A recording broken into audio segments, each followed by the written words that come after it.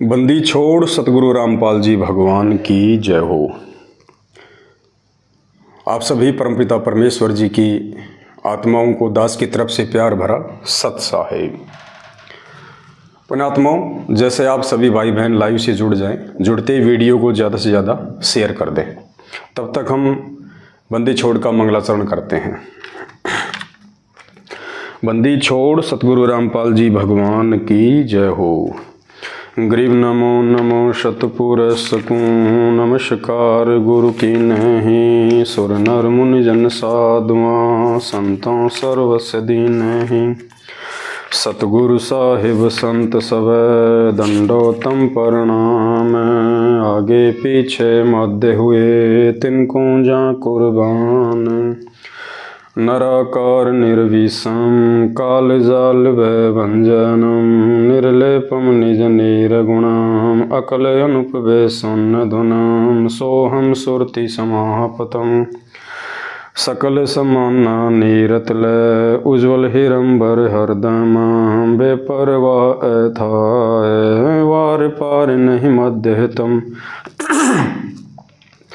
गरीब जो सुमरत सिद्ध होई। गणनायक गलताना, करो अनुग्रह सोई। पारस पद परवाना, आदि गणेश मनाऊं। गणनायक देवन देवा, चरण कंवल लो ल्याऊं। आदि अंत करूं सेवा, परम शक्ति संगीतम। हृदय सिद्धि दाता सोही, अविगत गुण है अतीतम। सत्य पुरुष निर्मोही, जगदम्बा जगदीशम। मंगल रूप मुरारी, तन मन अर्पूं शीसम। भक्ति मुक्ति भंडारी, सुर नर मुनि जन ध्यावें। ब्रह्मा विष्णु महेशा, शेष सहस मुख गावें। पूजें आदि गणेशा, इंद्र कुबेर सरीखा। वरुण धर्म राय ध्यावें, सुमरथ जीवन जी का। मन इच्छा फल पावें, 33 कोटि अधारा।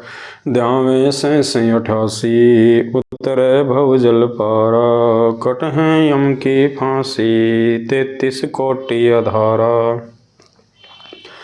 ध्यावें 88 उतरे भव जल पारा। कटहें यम की फांसी। बंदी छोड़ सतगुरु रामपाल जी भगवान की जय हो। परमपिता परमात्मा, सारी सृष्टि के रचनहार, कुल मालिक, असंख्य ब्रह्मांडों के स्वामी, जगत गुरु, तीनों लोकों में प्रवेश करके सबका भरण पोषण करने वाले राजाधिराज, आत्माधार, नाथों के नाथ, देवों के देव महादेव, सर्वेश्वर महेश्वर, मृत्युंजय, अजरो अमर, आदि अनादि सनातनी प्रभु, जगत पिता जगदीश्वर, 1008 की उपाधि के वास्तविक अधिकारी, शब्द स्वरूपी राम, अकाल मूर्ति, राजेश्वर, परम दयालु, सर्वशक्तिमान, संत शिरोमणि सतगुरु रामपाल जी परमेश्वर जी के चरण कमल में देश विदेश से हम सभी सत्सेवक भाई बहनों का अनंत कोटि दंडवत प्रणाम। सत्साई भाई और बहनों, सतगुरुदेव जी की विशेष मेहर और उनकी दया इस कलयुग की बिचली पीढ़ी में आप और हम सभी भाई बहनों के ऊपर, और प्रार्थना करते हैं परमपिता परमेश्वर जी से कि उनकी ये दया, उनका ये प्यार भरा आशीर्वाद आप और हम सभी भगत भाई बहनों पे इसी प्रकार से बना रहे। पुण्यात्माओं, आज हमने ज्ञान गंगा के ऊपर लाइव आना था, लेकिन किसी कारणवश अभी थोड़ा सा उसको डिले करना पड़ेगा। 15 मार्च 2023 से हम ज्ञान गंगा पुस्तक के ऊपर लाइव आएंगे। रीज़न ये है कि बीच में बहुत सारी सत्संगतियाँ हैं जगह जगह पे, तो परमात्मा दया करेंगे, दास भी प्रयास करेगा वहाँ जाने का। अभी 7, 8, 9 की तो बहुत जगह सत्संगतियाँ हैं, उसके बाद भी 10, 11 की भी हैं। तो एक बार परमात्मा सत्संगतियों से निपटा दें, उसके बाद फिर हम लगातार रोज़ाना 15 मार्च 2023, आप ये डेट ध्यान रखना, आपकी बार मालिक की दया से उक चुक नहीं होगा। 15 मार्च 2023 से हम लोग ज्ञान गंगा पुस्तक के ऊपर लगातार लाइव आएंगे। आज समय दिया हुआ था इसलिए लाइव आ गए आप सभी भाई बहनों के बीच में, और 2-4 दिन में, 5-10 दिन में एक दूसरे भाई बहनों से सत्संगति के माध्यम से रूबरू होना भी बहुत आवश्यक है, क्योंकि ये जो विरह का जो समय चल रहा है वर्तमान में हमारे बीच में और पूज्य गुरुदेव जी के बीच में, यानी संगत और परमात्मा के बीच में जो ये अंतराल है, जो ये डिफरेंट है, ये बड़ा खतरनाक है वर्तमान में। और ज्यों ज्यों ये समय आगे बढ़ता जाएगा त्यों त्यों इस भक्ति मार्ग पे भगत का टिके रहना महाभारत की चुनौती से कम नहीं होगा। और दास पहले भी कई बार स्पष्ट कर चुका है ये बातें, पुण्यात्माओं, सतगुरुदेव जी के इसार जेल से बाहर आने तक यदि कोई चीज़ हमें उनके सत भक्ति मार्ग पे जिंदा रख सकती है, टिका के रख सकती है, वो केवल साध संगति है। जो व्यक्ति साध संगति रूपी हाथी से नीचे उतर जाएगा, काल उसको छोड़ेगा नहीं।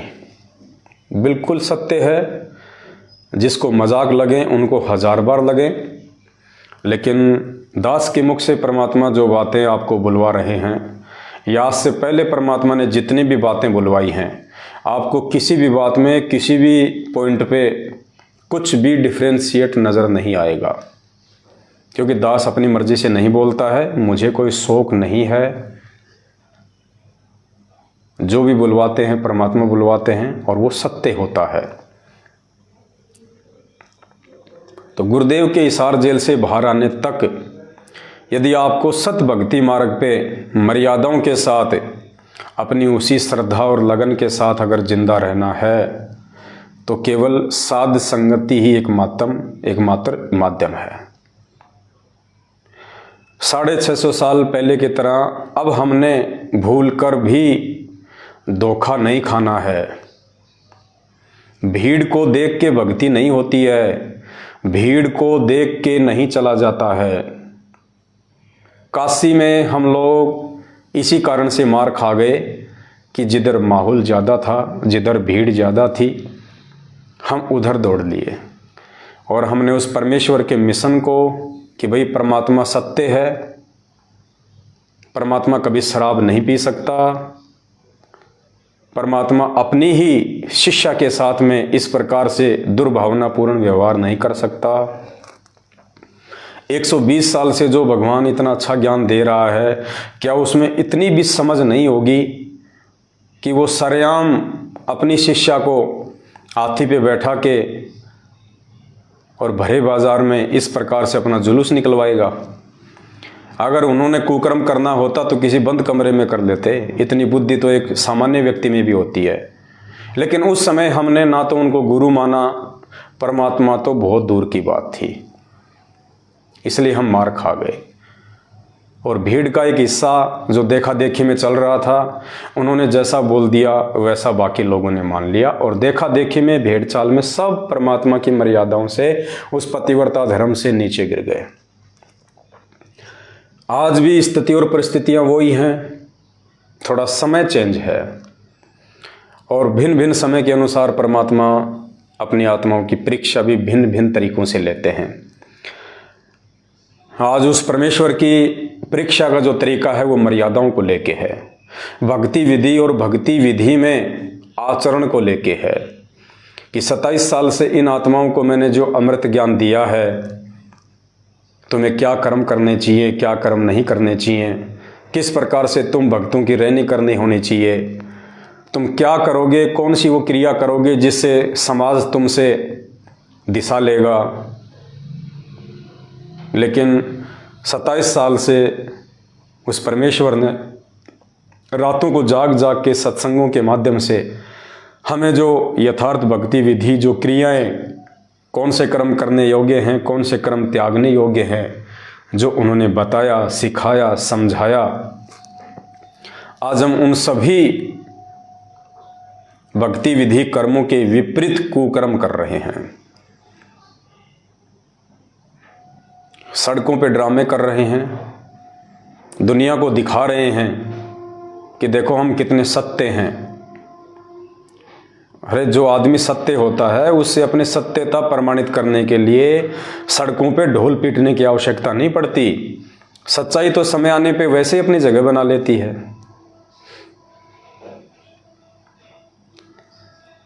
आज दास के पास में किशनगढ़ से रामदेव भगत जी का फोन आया, जो कि सतलोक आश्रम सोजत में चले गए हैं, काफ़ी समय हो गया।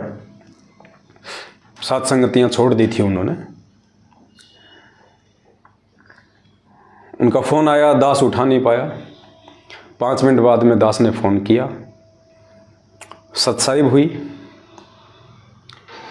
और उन्होंने कहा कि भगत जी मुझे तो सोजत आश्रम में परमानेंट सेवा मिल गई है, जूता घर में।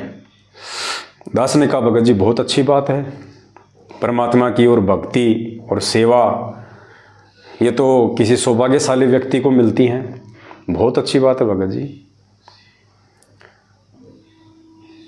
बोला मेरी इच्छा हो रही थी कि आप भी आ जाओ। मैंने कहा भगत जी हमारे विचार मेल नहीं खाएंगे।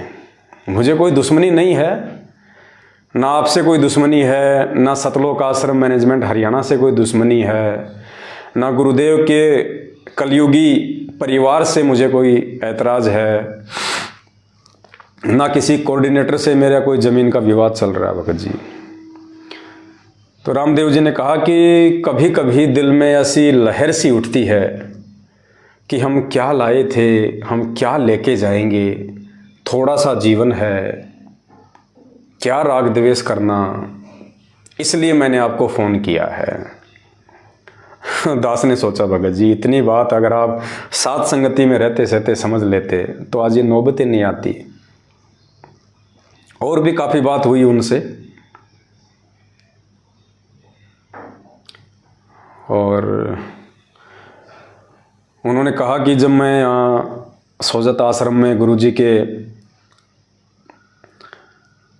जन्मदिन पे आया हुआ था तो एक दिन के लिए गुरुदेव के छोटे भाई महेंद्र जी भी आए थे सोजत आश्रम में। तो महेंद्र जी ने कहा कि मुझे रामदेव जी से मिलना है। तो मैं गया उनके पास में, बैठे, मुलाकात हुई, आपके बारे में भी चर्चा हुई। तो कह रहे थे कि अगर एक बार मीटिंग हो जाए तो कोई दिक्कत नहीं है। रामदेव जी बोले मैंने कहा था महेंद्र जी को कि पवन जी आदमी बुरे नहीं हैं, बहुत अच्छे आदमी हैं, मेरे घर पे रह के गए हैं, अच्छे उनके विचार हैं, भगत वाले भाव हैं, लक्षण हैं। तो महेंद्र जी ने कहा कि कोई दिक्कत नहीं है, आप बात कर लेना, अगर मान जाते हैं हम बैठ के बातचीत कर लेंगे, ऐसी कोई दिक्कत नहीं है। वो चाहे अकेले में कहें चाहे आश्रम में कहें, हम बैठ के बातचीत कर लेंगे उनसे। तो दास ने कहा कि भगत जी महेंद्र जी से मेरी बहुत समय पहले मुलाकात हो चुकी है, मीटिंग हो चुकी है, और उसके बाद तो महेंद्र जी कुछ बिगड़े ही हैं, सुधरे नहीं हैं भक्ति मार्ग में। मैंने बिल्कुल यही कहा उनसे कि उसके बाद तो महेंद्र जी कुछ बिगड़े ही हैं, सुधरे नहीं हैं। और हमारा ये विचारों का मतभेद है, किसी से कोई मन भेद नहीं है। आप चाहे उधर जाओ चाहे इधर आओ, आप किधर भी रहो भगत जी, हमें किसी से कोई मतलब नहीं है। ये ज्ञान मार्ग है और परमात्मा ने अच्छे से हमारे को कर्म कुकर्मों की, धर्म अधर्म की, न्याय अन्याय की, संगत कुसंगत की, सत्य असत्य की, परमेश्वर ने हर प्रकार से हमारे को जानकारी करवा के उसके बाद ही सात संगत रूपी हाथी पे बैठाया है। और हम इतने पागल नहीं हैं कि हम इस हाथी से नीचे उतरने की महा गलती करते हैं।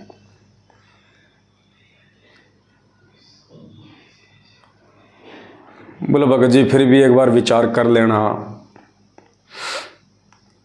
थोड़ा सा जीवन है। मैंने कहा भगत जी नहीं, विचार करके ही हाथी पे बैठे हैं। और दास ने कहा कि भैया महेंद्र जी से मैं क्या मीटिंग करूंगा, क्या बात करूंगा उनसे। अब उनके तो सर से ऊपर पानी निकल चुका है। मेरे ऊपर इन लोगों ने गुरुदेव के माध्यम से मुकदमा करवाया है, तो मेरा तो जो भी डिसीजन लेंगे, मेरा तो जो भी निर्णय होगा, अब सतगुरुदेव जी के हाथ में है। क्योंकि आज नहीं तो कल कोर्ट में गुरुदेव को भी आना पड़ेगा गवाही के लिए। दास तो जाएगा ही अपनी तारीखों पे, तो गुरुदेव का और दास का आमना सामना होगा। क्योंकि मुकदमा इन्होंने गुरुदेव से करवाया है, बहुत बड़ी इन्होंने गलती कर दी अपने जीवन की। तो गुरुदेव से मेरा आमना सामना होगा, उस समय वार्तालाप होंगी। और उस समय परमपिता परमेश्वर, मेरे पूज्य गुरुदेव भगवान जो भी आदेश दिशा निर्देश मुझ तुच्छ प्राणी को देंगे, मेरे लिए तो वही स्वीकारी होगा भगत जी। अगर इन लोगों की बातें मानने होती तो आज से पहले हम इन आश्रमों में बैठे होते। आप जैसे भाइयों को फ़ोन करके हमें आश्रमों में बुलाने की ज़रूरत ही नहीं पड़नी चाहिए थी। तो हमारा फैसला तो हमारे पूज्य गुरुदेव जी के हाथ में है, महेंद्र जी के हाथ में नहीं है। दास ने कहा कि हमारा तो विचारों को लेकर मतभेद है भगत जी। दास ने कहा कि भगत जी आप खुद देख लीजिए, जिस आश्रम में आप बैठे हैं, सोजत के आश्रम में, पाली राजस्थान,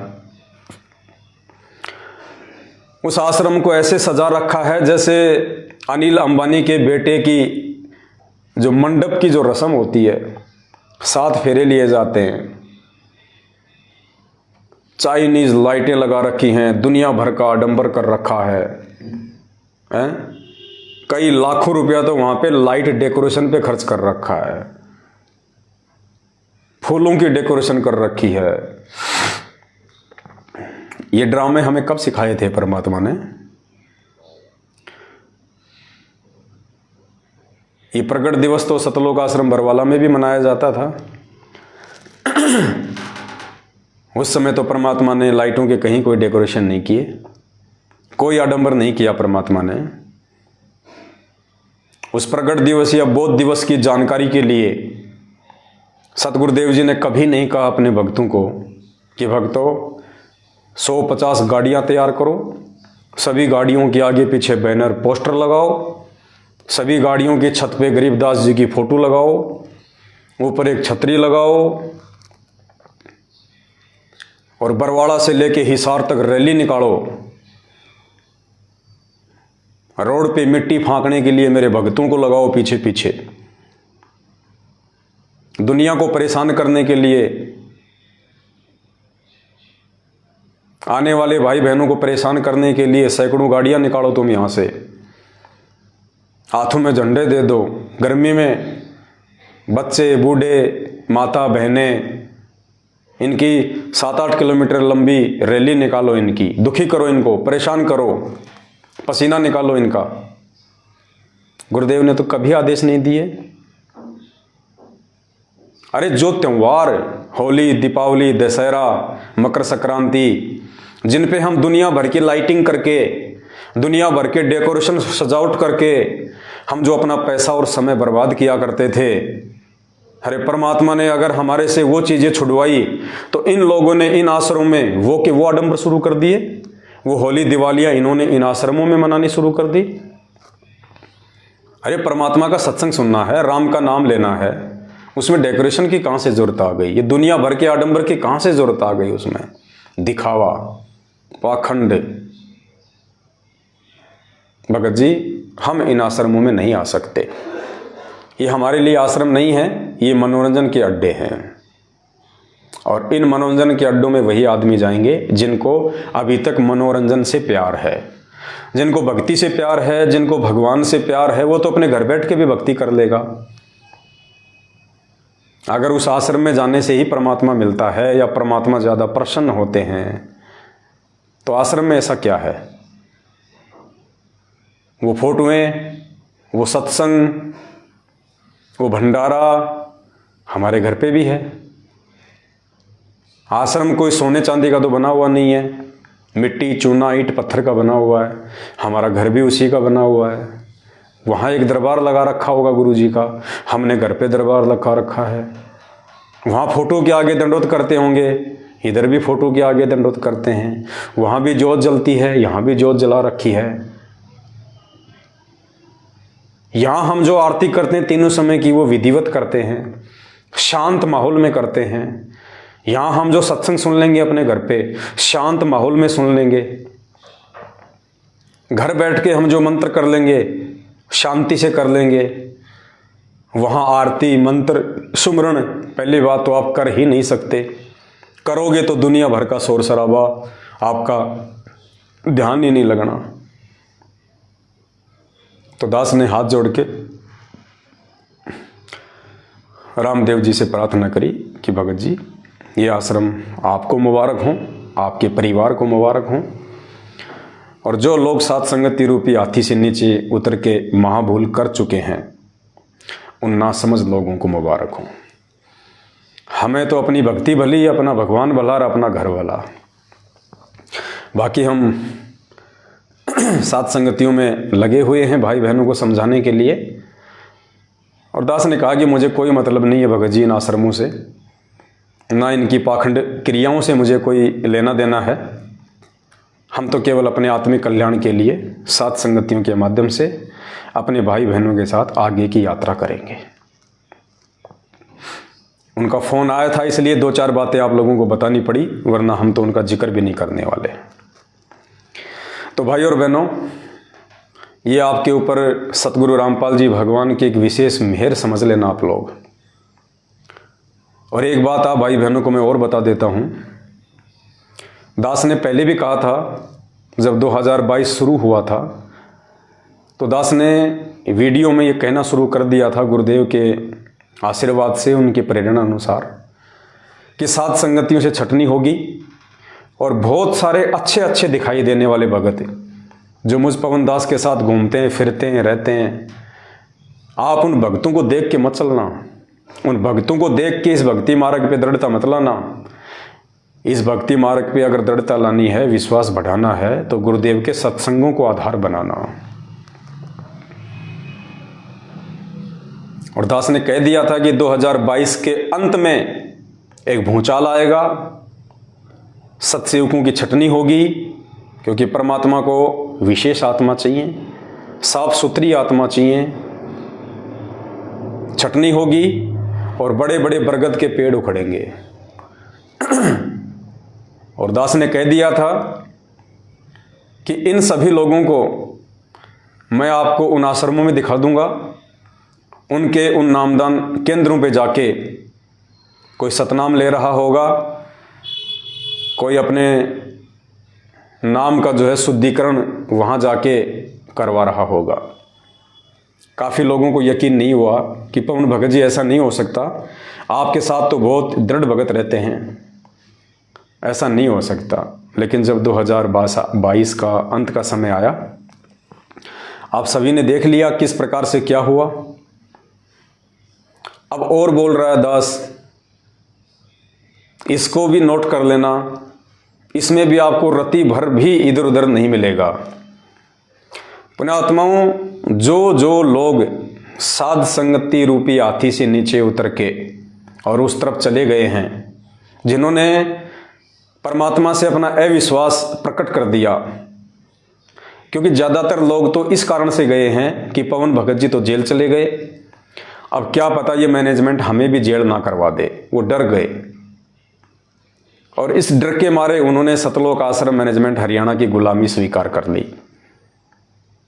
कुछ लोगों ने ये सोचा कि यार क्या पता गुरुजी आएंगे या नहीं आएंगे, अब ये पवन दास भी जेल चला गया है, अब सात संगतियां तो चलेंगी नहीं। लेकिन उनको ये नहीं पता था कि सात संगतियां पवन दास ने शुरू नहीं की। जो पवन दास नहीं रहेगा तो सात संगतियां नहीं चलेंगी। ये 7 संगतियाँ सतगुरु रामपाल जी भगवान ने शुरू करवाई हैं और ये उनका काम था कि उन्होंने कैसे 7 संगतियाँ चलवानी थी।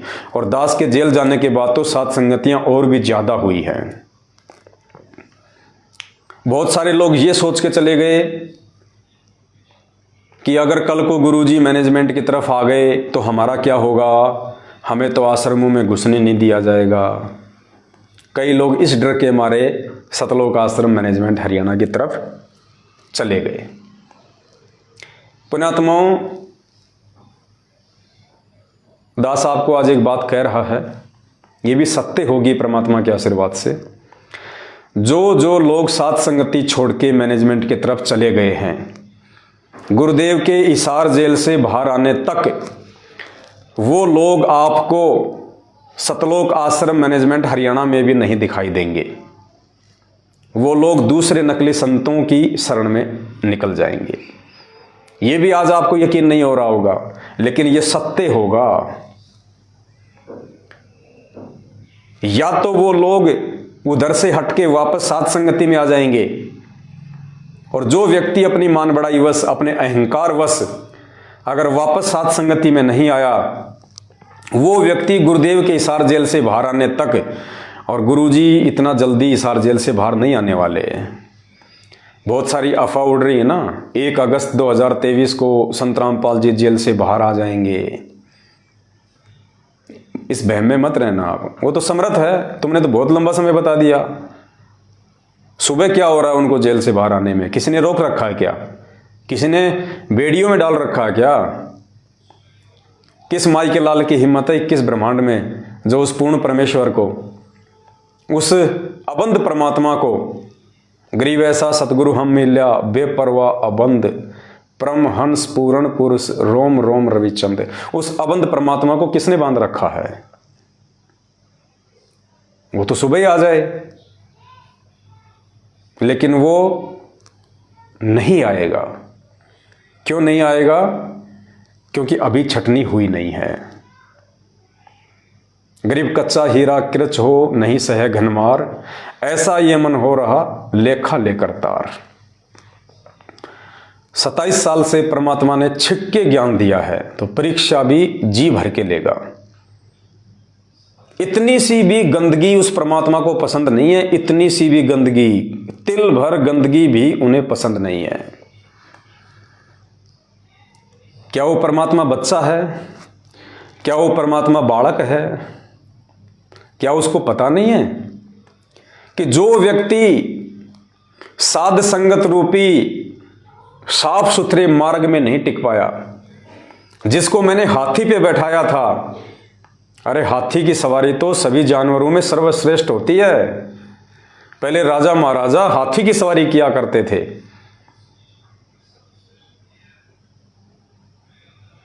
जो व्यक्ति 7 संगति रूपी हाथी पे नहीं टिक सका, वो व्यक्ति सतलोक आश्रम मैनेजमेंट हरियाणा के वहां पे कैसे टिक जाएगा?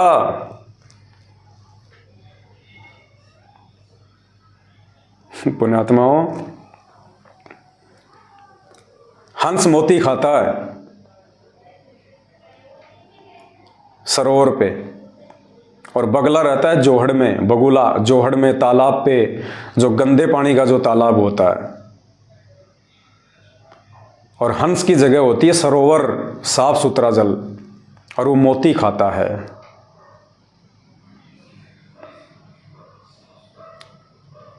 हंस यदि सरोवर में नहीं टिक पा रहा, वो जोहड़ में कभी नहीं रुक सकता। भले वो देखा देखी में चले जाए, दूसरे पक्षियों के बहकाने पे, बढ़ा चढ़ा के पेश करने पे, हो सकता है वो बगुला, वो हंस भ्रमित होके सरोवर को त्याग दे, और वो उन बगुलों के साथ में उस गंदे पानी के जोहड़ और तालाब पे वो चला भी जाए, लेकिन कितने दिन रुकेगा वहां पे? क्योंकि हंस को उस गंदे पानी में मोती नहीं मिल सकते, हंस को उसकी खुराक उस जोहड़ में नहीं मिल सकती। मजबूरन उसको या तो वापस उसी सरोवर पे आना पड़ेगा, और वो ये सोचे कि वहां जाऊंगा तो मेरी बेइज्जती हो जाएगी, लोग क्या कहेंगे। आ गए ना, पहले कह रहे थे ना हाथी से नीचे उतरने की गलती कर दी, आना पड़ा ना वापस, या इस डर से, अपनी बेइज्जती के डर से उसे कहीं और शरण लेनी पड़ेगी, किसी दूसरे सरोवर को ढूंढना पड़ेगा। क्योंकि घोंगे और कीड़े और मकोड़े तो वो खा नहीं सकता। अरे जो व्यक्ति एक बार हाथी की सवारी कर ले और उसको कोई गधे पे बैठा दे, उसका मन लगेगा वहां पे? थोड़े दिन तो लग सकता है, लेकिन जब उसको वो धक्के लगेंगे ना, और वो गधे की रीढ़ की हड्डी जब उसको चुभना शुरू होगी, तब उसको एहसास होगा कि यार ये हाथी तो नहीं है, मेरे को तो भ्रमित कर दिया कि ये छोटा हाथी है। और छोटा हाथी नहीं, वो गधा था। और वापस उसने हाथी की खोज के लिए उस गधे को छोड़ के आना पड़ेगा। अगर समझदार होगा तब तो आ जाएगा वापस हाथी पे, और ये सोचे कि मेरी तो बेइज्जती हो जाएगी, मैं कैसे जा सकता हूं, तो फिर वो किसी दूसरे सरोवर की खोज करेगा। और दूसरा सरोवर धरती पे है नहीं, जहां जाएगा वहां उसको धोखा ही धोखा मिलेगा। गुरुदेव ने एक सत्संग में बताया ना कि भैंस का जो बच्चा होता है, भैंस का बच्चा काटड़ू छोटा, तो क्या किया जाता है, उसको भैंस के थन के लगाया जाता है, उसका मुंह, तो भैंस का थन मुंह में लेके वो चूंकता है, उसको दूध मिलता है, उसमें बड़ा आनंद आता है। और फिर क्या करेंगे घर वाले, जब थोड़ा सा वो दूध पी लेता है, फिर उसको वहां से हटा देंगे जबरदस्ती, और हटा के क्या करेंगे, उसके मुंह में 2 उंगली दे देंगे। क्या कहा गुरुदेव ने, उसके मुंह में दोनों उंगली दे देंगे। अब थोड़ी देर तो वो उस उंगलियों को चूखेगा, थोड़ी देर तो चूखेगा उसको, और थोड़ी देर बाद उसको आभास हो जाएगा यार इनमें वो चीज नहीं मिल रही जो चीज मुझे पहले मिल रही थी, क्योंकि दूध आएगा नहीं इनमें उंगलियों में। तो फिर वो छोड़ देता है, फिर वापस वो दौड़ेगा उधर दूध पीने के लिए। तो गुरुदेव ने बताया कि बाद में उसको कौन दूध पीने देगा, उसको बांध दिया जाता है दूर। तो एक बार जो आत्मा सात संगति रूपी हाथी से नीचे उतर चुकी हैं, अब काल भगवान ने उनके मुंह में उंगलियां दे रखी हैं। अब थोड़ी बहुत देर तो वो ड्रामेबाजी में शरीक रहेंगे, लेकिन वो मानसरोवर वाली खुराक, वो मोती, वो सात संगतियों में जो मिलती थी परमात्मा की आत्मिक खुराक, अब वो जोहड़ में नहीं मिलेंगी, गंदे तालाब में नहीं मिलेगी। तो वहां उसका मन नहीं लगेगा, और किसी भी बहाने से वहां से भी वो दूर हटेगा। समझदार होगा तो सात संगति में आ जाएगा, वरना अपनी दुर्गति करवाएंगे। इस बात को नोट कर लेना आप। ऐसे लोग ना घर के रहते, ना घाट के, धोबी के, कुत्ते वाली उनकी जो है वो दशा हो जाती है। तो आप जितने भी भाई बहन जो सात संगतियों से जुड़े हुए हैं, ये आप सभी भाई बहनों का सौभाग्य है। परमेश्वर ने आपके ऊपर एक विशेष मेहर बख्शी, और ये आपके कोई पिछले जन्म जन्मांतरों के शुभ कर्म हैं, आपके मजबूत भक्ति संस्कार हैं, जो आप इस छटनी में भी अपने विश्वास को सात संगतियों के साथ में जोड़े रहे, और आपने अपने गुरुदेव भगवान पे विश्वास रखा। ज्ञान आधार से आपने निर्णय कर लिया कि भाई चाहे जो कुछ हो जाए, जब तक गुरुदेव नहीं आएंगे तब तक हम उन लोगों की कुसंगत नहीं कर सकते जो गुरुदेव के सत्संगों के विपरीत मनमाना आचरण कर और करवा रहे हैं। अपने कर्म बिगाड़ने से तो अच्छा है हम सात संगति में ही हम बैठे रहें, हम जुड़े रहें। अपने आत्मा हो क्या रहा है, जो जो भाई बहन सात संगतियां छोड़ के गए हैं, देखो उस समय देखा देखी में, भीड़ चाल में उनके मन ने तो मान लिया कि चलो चलो चलते हैं, चलो, लेकिन अब उनकी आत्मा रो रही है। अब वहां जाने के बाद में उनकी आत्मा रो रही है। मन ने तो मान लिया, मन तो बकवाद करवाएगा, मन का तो काम है एक बार इसको काल के खूंटे से बांध दे, लेकिन अब उन आत्माओं की आत्मा दुखी है, उनकी आत्मा रो रही है कि सात संगतियां छोड़ के हम लोगों ने बहुत बड़ी भूल कर दी, क्योंकि वहां वो आत्मिक खुराक मिल ही नहीं सकती। आप चाहे कितने ही ड्रामे कर लो, कितनी रैलियां निकाल लो, कितने धरने प्रदर्शन कर लो, कितना चिल्लो, तुम कितना ही चिल्लाओ, कितने जयकारे बोलो, अरे कितने लड्डू जलेबी खाओगे, कितने लड्डू जलेबी खा के तुम अपना वो कर लोगे। ये लड्डू जलेबी शरीर की खुराक है, आत्मा की खुराक नहीं है। जिन लड्डू जलेबियों का तुम्हारे गुरुदेव भगवान को भोग ही नहीं लगता, वो लड्डू जलेबियां तो जहर के समान है, पाप है पाप। और सात संगत में भले इतना सा हलवा मिलता था, लेकिन वो आत्मा की खुराक है, वो आत्मा को चार्ज कर देती है। सतगुरु की महिमा, उनके शब्द, ज्ञान आधार वाली बातें, भाई बहनों को आपसी प्यार और प्रेम, वो खुराक उधर नहीं मिल सकती। तो उस समय उनके मन ने तो मान लिया जल्दबाजी में, उनके कमजोर संस्कार थे, लेकिन आत्मा उनकी रो रही है। खैर जो भी है वो उनका विषय है। हाँ, हमारा तो आज भी उनसे कोई राग द्वेष नहीं है किसी भी प्रकार का। हम तो आज भी उनसे हाथ जोड़ के यही विनती करते हैं, भाई कोई बात नहीं, गलतियां इंसान से होती हैं और भ्रमित कोई भी हो सकता है। आप लोग जब भी वापस आना चाहें, सात संगति में आपका मोस्ट वेलकम है। आपसे कोई सवाल नहीं करेगा, आपसे कोई कुछ नहीं पूछेगा कि तुम क्यों गए, अब वहां से जाके क्या ले आए, कोई कुछ नहीं कहेगा। हमें तो खुशी होगी अगर कोई आत्मा वापस सत भक्ति पे लग जाएगी तो, वरना उधर तो विनाश ही विनाश है। और वैसे भी आने वाला समय महाविनाशकारी है। उस विनाशकारी समय में यदि हमें कोई बचाएगा तो भक्ति बचाएगी, आत्मिक खुराक बचाएगी, मर्यादा बचाएगी। और आपको पता है कि उधर जो मनमाना आचरण हो रहा है वो किसी को मर्यादा में रहने नहीं देगा। सिर्फ बैटरी चल रही है, सिर्फ बैटरी। और कब तक चलेगी बैटरी? इतनी जल्दी परमात्मा भी नहीं आने वाला, आप सब जानते हो। परमात्मा उस दिन आएगा जिस दिन इस दुनिया का नक्शा बिगड़ लेगा। जिस दिन दुनिया का नक्शा बिगड़ जाएगा ना, भयंकर तबाही, उथल पुथल, त्राही त्राही, काफी जनसंख्या छटलेगी, तीसरा विश्व युद्ध शुरू हो जाएगा। इजराइल के प्रोफेसर हरारे के अनुसार भारत देश के अधिकतर राज्यों में इमरजेंसी लगी होगी, आर्मी शासन लगा होगा, गृह युद्ध में ऐसी ऐसी स्थितियां बिगड़ जाएंगी। ये ज्ञान गंगा पुस्तक में लिखा हुआ है, मैं अपनी तरफ से नहीं बोल रहा। उस समय सतगुरु रामपाल जी भगवान के दीदार होंगे हिसार जेल से, क्योंकि नेता लोगों को पैर पकड़ के लाना इनकी मजबूरी हो जाएगी।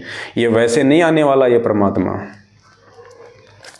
लेकिन उस समय तक आप लोग जो सात संगति रूपी हाथी से नीचे गिर चुके हैं, आपका क्या होगा? खैर अब गलती की है तो भाई पछताना भी तुम्हें पड़ेगा।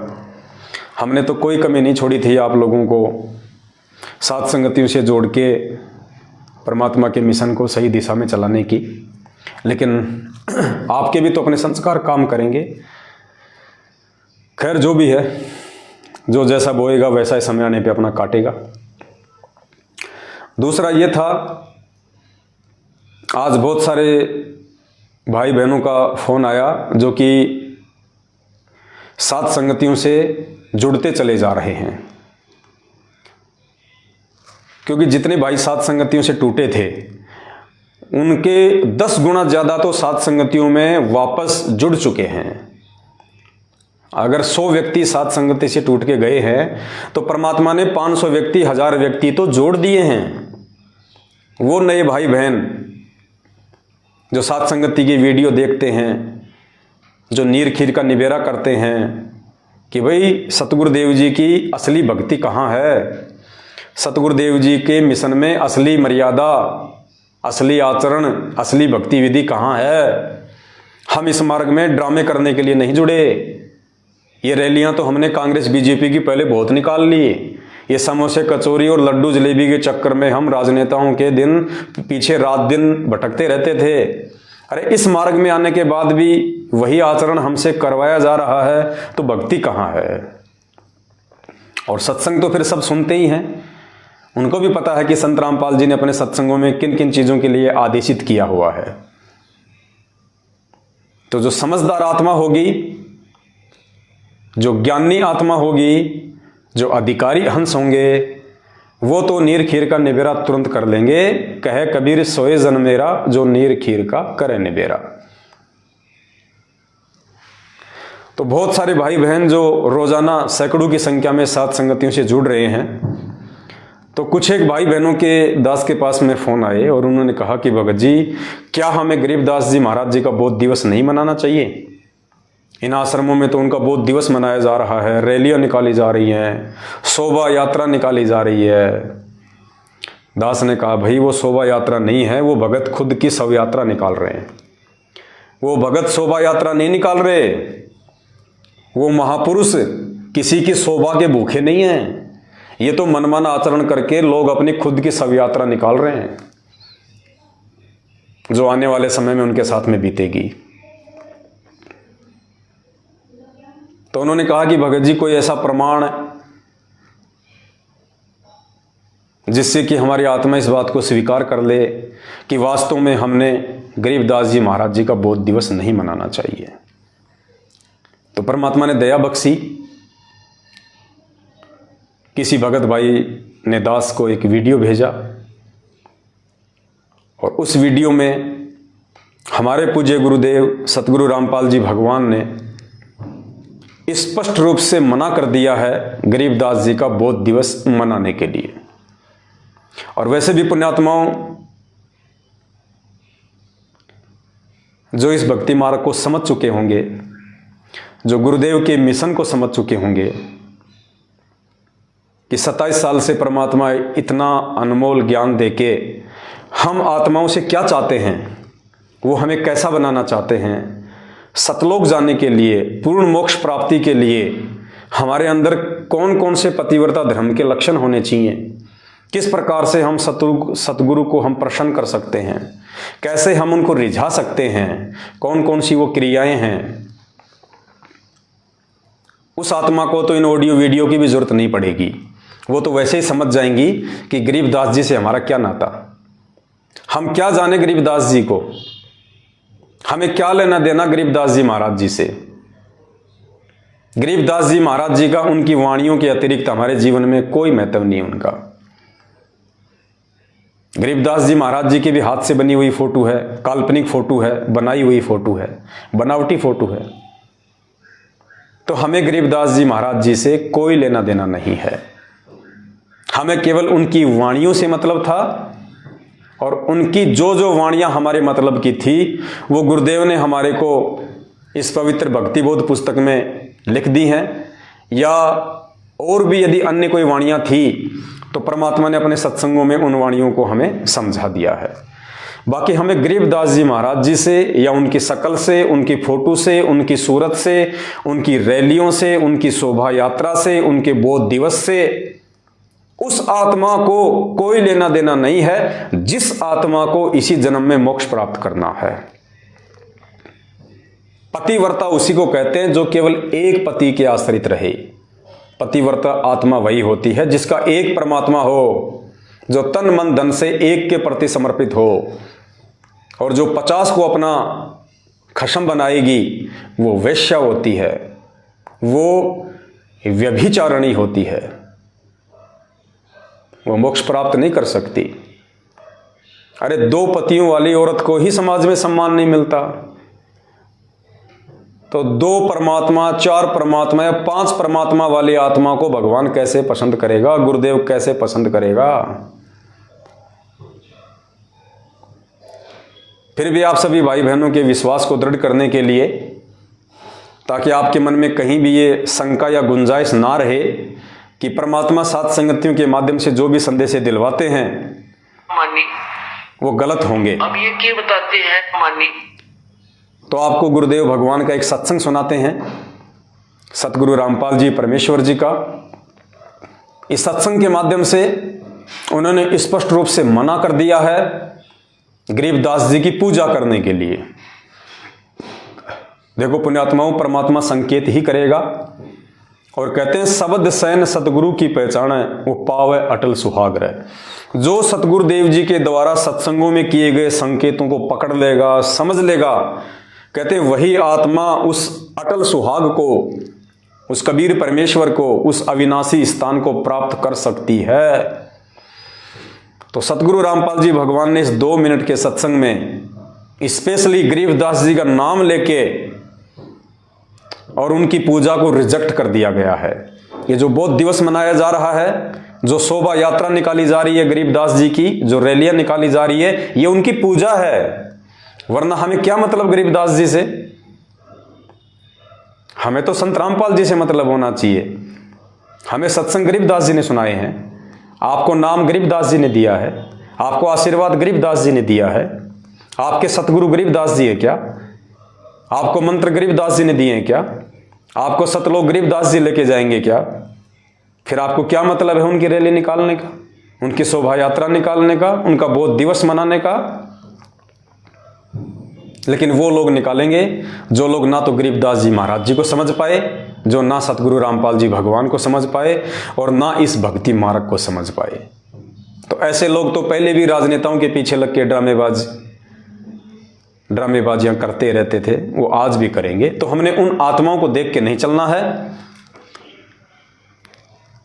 जब सतगुरु रामपाल जी भगवान और जाकिर नाइक की डिबेट हुई थी, सामने तो नहीं आया वो, लेकिन परमात्मा ने उसके विचार ले लिए और अपने विचार दे दिए, और एक सीडी बना दी थी। तो जाकिर नाइक उसमें एक बात कह रहा था। जाकिर नाइक ने कहा, यदि आपने हिंदू धर्म को समझना है, यदि आपने हिंदू धर्म को समझना है, तो आपने किसी भी हिंदू को देख के नहीं चलना चाहिए। आपने हिंदू धर्म के धर्मशास्त्रों को देख के चलना चाहिए। पहले यदि आपने हिंदू धर्म को समझना है तो हिंदुओं को समझने की आवश्यकता नहीं है। हिंदू क्या क्रिया कर रहे हैं, क्या नहीं कर रहे हैं, क्या भक्ति कर रहे हैं, क्या नहीं कर रहे हैं। अगर हिंदू धर्म को समझना है तो हिंदुओं को मत देखो, हिंदू धर्म के पवित्र शास्त्रों को देखो कि उन शास्त्रों में भक्ति की क्या विधि है। इसी प्रकार यदि आपने मुसलमान धर्म को समझना है तो मुस्लिमों को देख के मत चलो, मुस्लिमों को मत देखो कि वो क्या पूजा कर रहे हैं, क्या इबादत कर रहे हैं, किसके आगे वो सिजदा कर रहे हैं। अगर आपने मुसलमान धर्म को समझना है तो आपने मुसलमान धर्म के पवित्र ग्रंथों को समझना पड़ेगा कि कुरान शरीफ में, कुरान मजीद में, तौरेत में, जबूर में भक्ति के विषय में क्या दिशा निर्देश है। ठीक इसी प्रकार पुण्यात्माओं, यदि आपने संत रामपाल जी भगवान और उनकी भक्ति विधि को समझना है तो आप भक्तों को मत देखिएगा, भगत क्या ड्रामा कर रहे हैं, क्या शोभा यात्रा निकाल रहे हैं, क्या रैलियां निकाल रहे हैं, क्या डेकोरेशन कर रहे हैं, क्या लड्डू जलेबियों के ढेर हो रहे हैं, क्या भीड़ की भीड़ जा रही है, क्या वो मनमाना आचरण कर रहे हैं। नहीं, अगर आपने संत रामपाल जी भगवान और उनकी भक्ति विधि को समझना है, जानना है, तो आपने संत रामपाल जी महाराज जी के सत्संगों को सुनना पड़ेगा, उनके सत्संगों को जानना पड़ेगा, उनके सत्संगों का निष्कर्ष निकालना पड़ेगा, विचार करना पड़ेगा कि संत रामपाल जी भगवान ने क्या भक्ति विधि बताई है।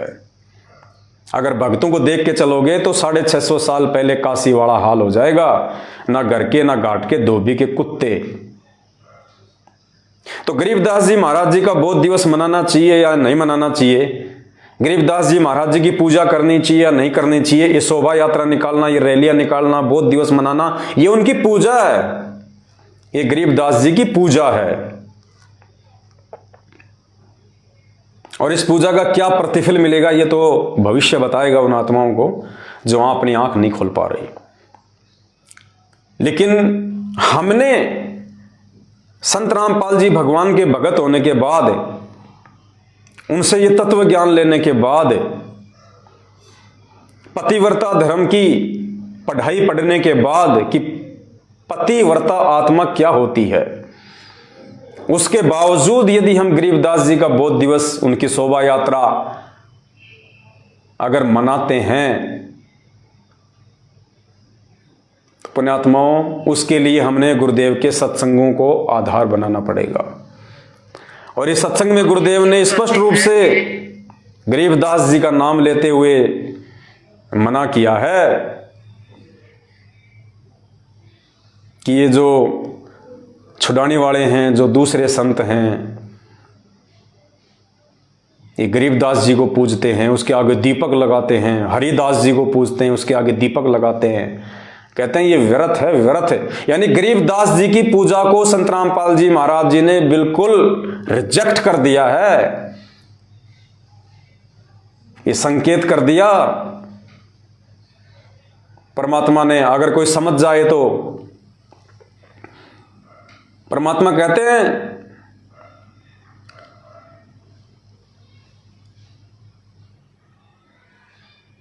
मुर्दियों से ती प्रीत लगावे ना जाने सतगुरु मेरे नू। इस सत्संग के अंत में संत रामपाल जी भगवान ने गरीबदास जी को मुर्दे की संज्ञा दी है, मुर्दे की। यानी जो वर्तमान में जो संत शरीर में नहीं है उसको संत रामपाल जी भगवान ने मुर्दे की संज्ञा दी है, गरीबदास जी और हरिदास जी का नाम लेते हुए, कि उन मुर्दों की पूजा करने से, उन मुर्दों को पूजने से कुछ नहीं मिलेगा। वैसा ही संत कोई जिंदा हो उसकी शरण में जाओ, तब तुम्हें वो लाभ मिलेंगे। अब उस गरीबदास जी की पूजा करने से या गरीबदास जी की फोटो के आगे दीपक लगा के पूजा करने से गुरुदेव कह रहे हैं कोई लाभ नहीं है। ये संकेत कर दिया परमात्मा ने। अगर कोई ज्ञानी आत्मा समझ जाए तो क्या कह रहे हैं गुरु जी, गरीबदास जी और हरिदास जी का नाम लेते हुए कि उनकी पूजा व्यर्थ है। तो पुण्यात्माओं फिर इन आश्रमों में क्या हो रहा है?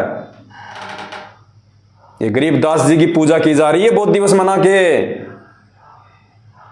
ये काल भगवान की सूक्ष्म चाल है, आपका समय, आपकी श्वासें और आपका धन बर्बाद करवाने की। पुण्यात्माओं समय रहते समझ जाओ, नहीं तो ये काल भगवान ऐसी चोट मारेगा, ऐसी चोट मारेगा, जिंदगी में उठ नहीं पाओगे कभी। सुन लीजिए ध्यान से। तो अब ये क्या बताते मानी, तो अब ये क्या बताते हैं कि संसारी की गल्ला चिन्ह ना बुझे सब जो गहरे नु, और मुर्दे से ती प्रीत लगावे ना जाने सतगुरु मेरे नु। अब जैसे अब कोई हरिदास ने पूजा, कोई गरीबदास ने पूजा, और कोई किताब बालाजी जा है, कोई किताब और। अब पुण्यात्माओं या कोई गांव में बाबा रहा होगा, उसकी मंडी बना रहे, उसने पूजे। अब जैसे संत गरीबदास जी महाराज या हरिदास जी थे, तो उस समय जो उनके संग में रहे, उन्होंने उनको वो ज्ञान दिया, भक्ति दी, आशीर्वाद दिया और उनको लाभ दिया। अब जैसे अब वो चले गए, अब उनकी मंडी बना कर, उनका यादगार बनाकर वहां पूजर जोत लावा, क्या मिलेगा उनसे? नहीं। अब जैसे कोई वैद्य था और वो वैद्य नाड़ी देखकर और बता देता बीमारी को, रोग को, और बढ़िया औषधि देकर स्वस्थ कर देता था, बिल्कुल ठीक है। अब उसकी मृत्यु के बाद क्या किया है, उसकी चित्र बना दिया, मूर्ति बना ली पत्थर की, और एक यादगार बना दी, नीचे उसका शरीर गाड़ दिया। अब वहां जाते हैं, जावे कोई उस वैद्य के पास और माथा टेक कर उसकी आरती कर, मेरा रोग काट दे, मेरा रोग काट दे, तो ना बोला पत्थर। वो वैद्य जो था, ऐसा ही वैद्य जीवित ढूंढना पड़ेगा और वो रोग काटेगा। ऐसे ही परमात्मा यही बताना चाहते हैं कि जैसे वो संत थे गरीबदास और हरिदास जी जैसे, या थारे गांव में जोड़ड़ा बाबा जो पहले था, इसे संत जिंदे ढूंढने पड़ेंगे, तब उनका लाभ होगा। इन मुर्दियां तो कुछ ना हो। तो ये क्या कह रहे हैं परमात्मा, समझाने के लिए उदाहरण दे रहे हैं कि संसारी दी गल्ला चिन्हे ना बूझे शब्द जो गहरे नु। संसारी दी गल्ला चिन्हे ना बूझे शब्द जो गहरे नु।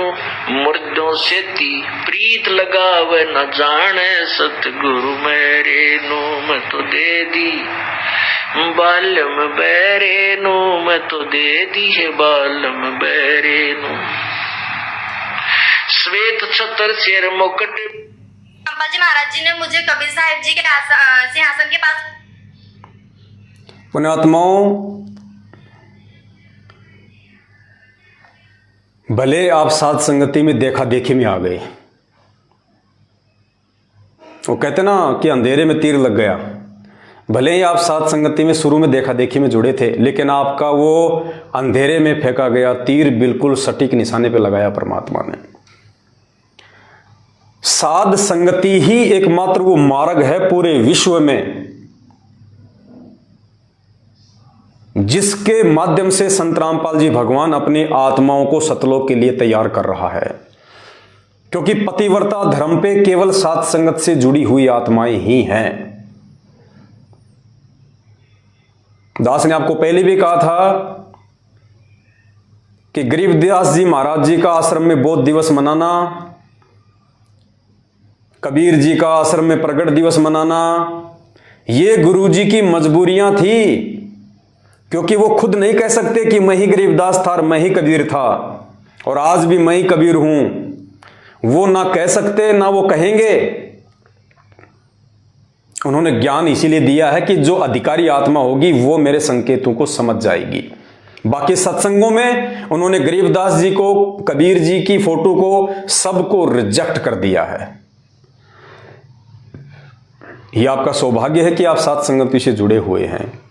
क्योंकि पतिव्रता धर्म वाली भक्ति केवल साध संगति में ही मिलेगी। जो संत रामपाल जी भगवान के अलावा दूसरे किसी को नहीं मानते और ना किसी को जानते। हमें गरीबदास जी की वाणियों से मतलब है। गरीबदास जी की फोटो से, उनकी रैलियों से, उनकी शोभा यात्रा, उनके बौद्ध दिवस से कोई मतलब नहीं हमारे को। हमें गरीबदास जी की वाणियों से मतलब है। और वाणियों से भी इसीलिए मतलब है कि हमारे पूज्य गुरुदेव जी ने हमें उनकी वाणियों को पढ़ने का आदेश दिया हुआ है। ये नित्य नियम का गुटका बनाया हुआ है, सत्संगों में जिक्र किया है। अन्यथा हमें तो गरीबदास जी की वाणियों से भी कोई लेना देना नहीं। हमें तो हमारे गुरुदेव भगवान और उनके सत्संग ही काफी हैं उतारने के लिए। तो इस सत्संग में संत रामपाल जी भगवान ने स्पष्ट रूप से मना कर दिया। सीधा सीधा गरीबदास जी का, हरिदास जी का नाम लेके उनको मुर्दे की संज्ञा दे दी कि उन मुर्दों की पूजा करने से अब कुछ नहीं मिलेगा। कोई हरिदास पूजे, कोई गरीबदास पूजे, कोई बालाजी पूजे।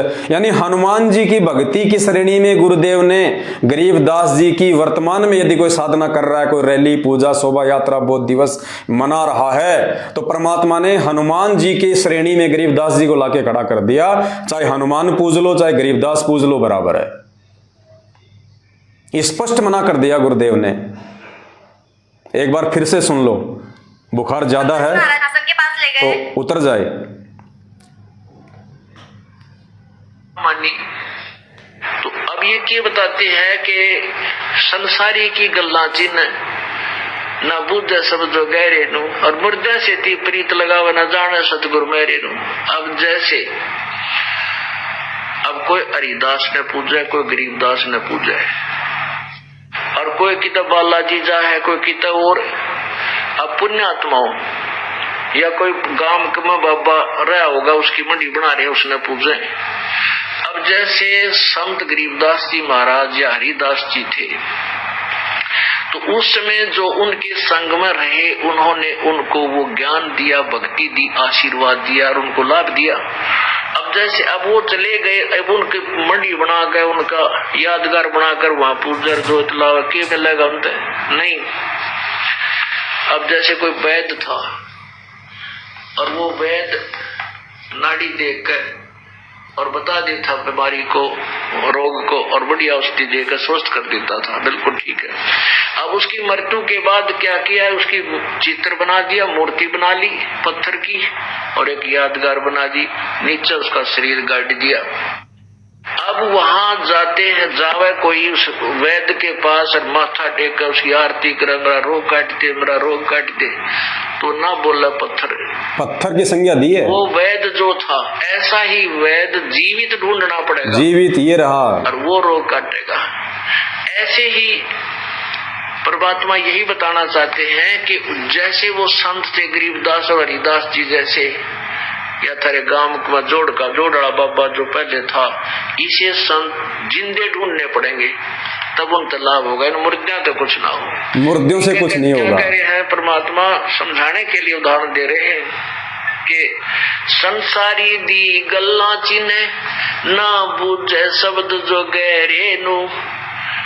संसारी दी गल्ला चिन्ह ना बूझे शब्द जो गहरे नु। मुर्दों से ती प्रीत लगावे न जाने सतगुरु मेरे नु। मैं तो दे दी बात। संसारी दी गल्ला चीने ना जाने शब्द जुगैरे नू, कि संसारी दी गल्ला यानी जो सांसारिक जो लोग हैं, जो भक्ति और भगवान के विषय में नहीं जानते हैं, कहते हैं उनकी बातें तो हमारे ऊपर बहुत जल्दी असर करती हैं। वो जैसा कहते हैं हम उधर ही दौड़ पड़ते हैं। ना जाने शब्द जुगैरे नू, और सतगुरु ने जो शब्द दे दिया, जो ज्ञान दे दिया, कहते तुम उस पर विचार नहीं करते। तो पुण्यात्माओं, भक्ति मार्ग में संत रामपाल जी भगवान से जुड़ने के बाद अगर कोई उनका भगत उनको परमात्मा नहीं मानता है तो वो भी सांसारिक की ही श्रेणी में है। तो हमें जो भी भगत भाई बहन हमें कह देते हैं, हम उन्हीं के पीछे दौड़ पड़ते हैं। चलो रे, गरीबदास जी की शोभा यात्रा निकलेगी, उसके बाद में लड्डू जलेबी खाएंगे, हाँ, और कबीर जी को प्रकट दिवस है, और फलाने का बोध दिवस है। कहते हैं तुम उन संसारी लोगों की बातों में बहक रहे हो, काल तुम्हें बहका रहा है। वो संसारी ही हैं जिन्होंने संत रामपाल जी का नाम ले लिया लेकिन ज्ञान को आधार नहीं बनाया। वो लोग भगत होके संसारी हैं। कहते हैं उनकी बातों का तो तुम्हारे ऊपर बहुत जल्दी असर हो जाता है। और ना बूझे शब्द जुगैरे नू, लेकिन एक मिनट भी विचार नहीं करते कि गुरुदेव के क्या आदेश है इस विषय में। गरीबदास जी का बोध दिवस मनाने के विषय में गुरुदेव के क्या आदेश है, क्या दिशा निर्देश है, सत्संगों में क्या समझाया है परमात्मा ने। क्या गरीबदास जी का बोध दिवस मनाने से, गरीबदास जी को पूजने से मेरा भला होगा? क्या गरीबदास जी की रैली निकालने से, वो पसीना बहाने से, समय और धन बर्बाद करने से मेरा कुछ भला होगा? या सतगुरु रामपाल जी भगवान की घर बैठ के शांति से भक्ति करने से मेरा भला होगा? तो कहते हैं संसारी दी गल्ला चिल्ले ना जाने शब्द जुगैरे नू, और मुर्दों सेती प्रीत लगावे ना जाने सतगुरु मेरे नू। तो परमात्मा ने गरीबदास जी महाराज जी को मुर्दे की संज्ञा दे दी है। भाई और बहनों, ऐसा ही होता है जब सतगुरु अपने भक्तों की ज्ञान दे के परीक्षा लेता है। 650 साल पहले भी ऐसा ही था। आज हमें वो परीक्षा बहुत छोटी सी लगती है। आज हम सोचते हैं यार कैसे मूर्ख बन गए उस समय लोग। उन्होंने कैसे विश्वास कर लिया कि यार कबीर जी हाथी पे बैठ के शराब पिएंगे, वेश्या के ऊपर हाथ रख के ऐसा सब कुछ करेंगे। आज हमारी समझ में आ रही है, लेकिन उस समय वो परीक्षा देने वाले आप और हम ही थे, कोई और नहीं थे। हम ही थे। ठीक इसी प्रकार पुण्यात्मा वर्तमान में जो ये परीक्षा चल रही है भक्तों की ज्ञान आधार वाली, ये परीक्षा हो सकता है आने वाली पीढ़ियों को बहुत आसान लगे, छोटी सी लगे, लेकिन वर्तमान वालों के लिए महाभारत बनी हुई है। वो डिसीजन ही नहीं ले पा रहे 650 साल पहले की तरह कि हम क्या करें क्या ना करें, जबकि ये डिसीजन लेने के लिए परमात्मा ने हमें अक्षर ज्ञान युक्त किया, हमें शिक्षा दी, हमें सभी धर्मशास्त्रों का अध्ययन करवाया, रातों को जाग जाग के 27 साल से सत्संग किए, फिर भी हम डिसीजन नहीं ले पा रहे। हम 2 मिनट रुक के ये सोच नहीं रहे कि यार ये जो बंदा कह रहा है, ये भगत जो कह रहा है, ये सही है गलत है, हमें क्या करना चाहिए क्या नहीं करना चाहिए। इतना सोचने का समय भी काल भगवान ने नहीं छोड़ रखा। बुद्धि इतनी ऑफ कर रखी है। और कोई समझाने का प्रयास करता है तो उसकी तो माननी नहीं। ये तो हमने सौगंध खा रखी है कि हम किसी की सुनेंगे ही नहीं।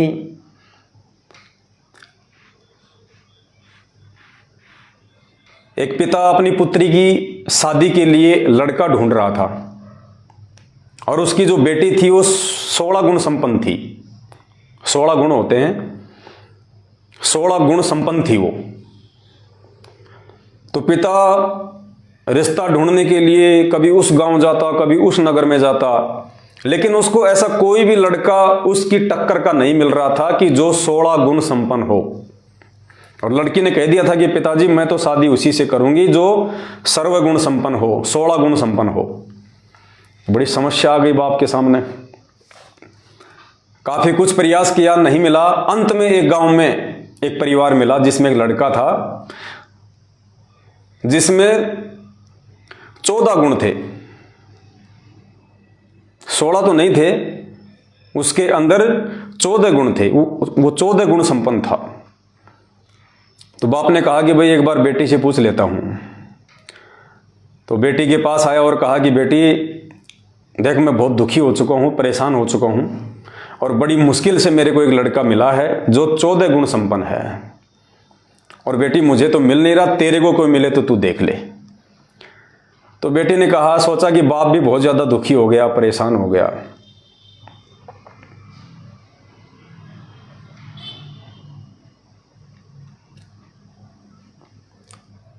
तो कहा पिताजी ठीक है, आप उस 14 गुण संपन्न लड़के से मेरे रिश्ता तय कर दो, और शादी के बाद में 2 गुण उसको मैं दे दूंगी अपने, 1 गुण उसको मैं दे दूंगी अपना, तो हम दोनों जो है 15-15 गुण संपन्न हो जाएंगे। तो कहा ठीक है भाई, रिश्ता तय कर दिया, शादी हो गई। अब शादी होने के बाद में लड़की ने सोचा कि लो भाई इसको वो 1-2 गुण मैं अपने दे देती हूँ इसको। तो लड़की ने पूछा जी आप 14 गुण संपन्न हो? बोले जी हाँ।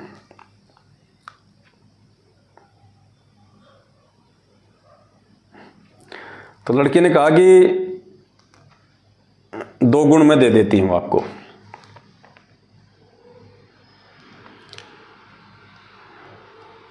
तो लड़के ने कहा कि देख भाई मेरे जो 14 गुण है ना, उनकी क्या खासियत है बताऊं तेरे को? बोले हाँ बता। बोला मेरी बात को, मेरी जो बात है ना उसको मैं नीचे गिरने नहीं देता, और दूसरे की बात मैं सुनता नहीं बिल्कुल भी, ये मेरा विशेष गुण है। मेरे से ऊपर कोई बात कहे उसको तो मैं सुनता नहीं, और दूसरा अगर मुझे कोई अपनी बात कहे मानने के लिए तो उसकी बात मैं मानता नहीं, ये मेरा विशेष गुण है। तो लड़की ने सिर में थप्पी मारी और कहा कि हे परमात्मा, मैंने तो सोचा था कि मेरा 1-2 गुण मैं इसको दे दूंगी, और ये गुण कहाँ है? तो इस नालायक का अवगुण है, अवगुण।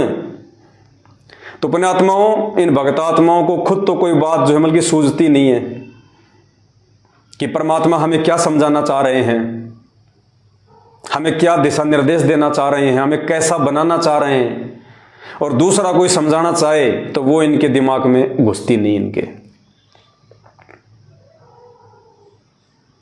तो समस्या उस परमात्मा के सामने सबसे बड़ी खुद उनके अपने भगत है। तो ये आप सभी भाई बहनों का ये परम सौभाग्य है कि गुरुदेव ने आपको 7 संगतियों से जोड़ दिया है, और जो सत का जो मार्ग होता है ना पुण्यात्माओं, उस पे भीड़ नहीं हुआ करती है। सत्य के मार्ग पे चलने के लिए हिम्मत चाहिए, साहस चाहिए, संघर्ष करना पड़ता है। इसलिए सत्य के मार्ग पे, साध संगत के मार्ग पे कोई सूरवीर ही चल सकता है, कायरों का काम नहीं है, क्योंकि ये कबीर परमात्मा का मार्ग है। और परमात्मा कहते हैं कबीर का मार्ग कठिन है, नहीं कायर का काम, इस पर चले कोई सूरमा, यहां 8 पहर संग्राम। ये कबीर परमेश्वर का मार्ग है, ये सूरमाओं का मार्ग है, कायरों का मार्ग नहीं है। इस साध संगति से जुड़ के भक्ति करना, सांसारिक क्रियाओं से, सांसारिक चोंचलों से दूर रहना, ये सूरवीर कर सकते हैं। ये आडंबर दिखावा, पाखंड रैलियां, धरने, प्रदर्शन, पुण्यात्माओं, ये तो हम असंख्य जन्म हो गए हमारे को करते हुए, ये तो कोई भी कर लेगा, क्योंकि ये काल की खुराक है। लेकिन आत्मा की खुराक क्या है? साधुता, संतता, भगतपना, आधीनी, प्रेम, इनको अपनाना महाभारत है। तो आप सभी भाई बहनों का सौभाग्य है, आप 7 संगतियों से जुड़े हैं। और दूसरा, दास ये प्रार्थना करेगा आप सभी भाई बहनों से, शासन के पास ले गए और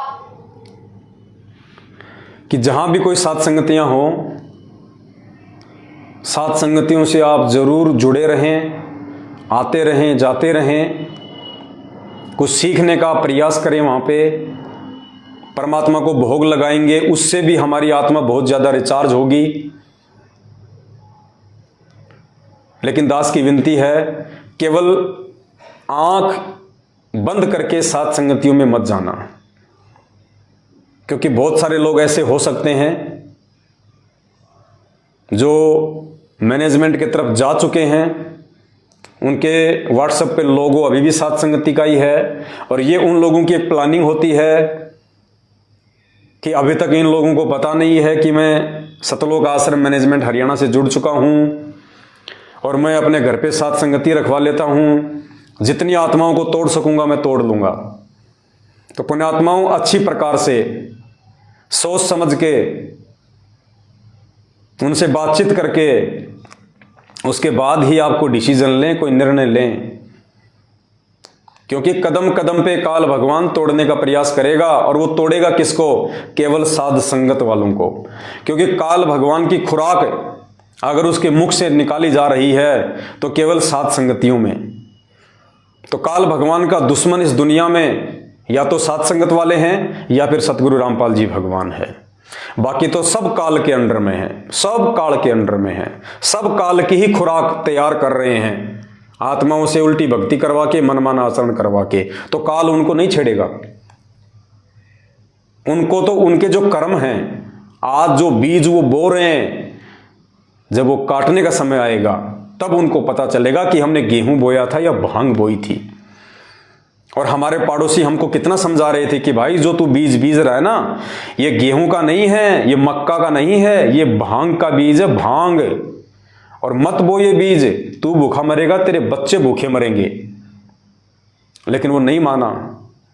और जब वो फसल तैयार हुई, वो बाल आई, तब पता चला कि ये तो भांग का पौधा था। लेकिन उस समय तक तो समय ही निकल चुका होता है। अब दोबारा से वो फिर 2-4 महीने बाद में फिर दोबारा से वो गेहूं का बीज नहीं बीज सकता, क्योंकि बिजाई का समय निकल चुका है। तो पुण्यात्माओं, परमात्मा खुद धरती पे है, स्वयं ये कबीर परमेश्वर है, स्वयं ही तत्वदर्शी संत है, ये खुद ही गरीबदास है, ये खुद ही कबीर साहिब है। हमने केवल इन्हीं का प्रकट दिवस मनाना है और किसी से हमने कोई लेना देना नहीं होना चाहिए।